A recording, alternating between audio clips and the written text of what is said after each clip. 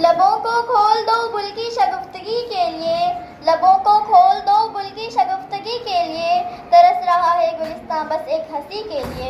इस शेर के साथ मैं आवाज़ देती हूँ हुमैरा अब्दुल कय्यूम को कि वो आए और गज़ल पेश करें। अस्सलामु अलैकुम व रहमतुल्लाहि व बरकातुहू। मैं आप लोगों के सामने एक गज़ल पेश करना चाहती हूँ। दीवारों से सर टकराना सबके बस की बात नहीं, दीवारों से सर टकराना सबके बस की बात नहीं, एड़े बन के पेड़े खाना सबके बस की बात नहीं।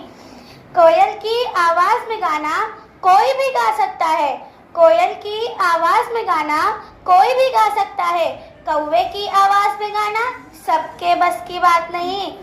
दाल की रोटी चूर के घर में कोई भी खा सकता है, दाल की रोटी चूर के घर में कोई भी खा सकता है, टिक्का रोटी चूर के खाना सबके बस की बात नहीं।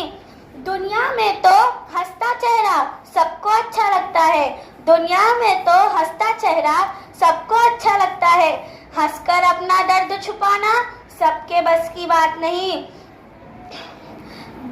देख के मेरा लाली पाउडर जल जाते हैं सारे ही, देख के मेरा लाली पाउडर जल जाते हैं सारे ही, बिन माचिस के आग लगाना सबके बस की बात नहीं।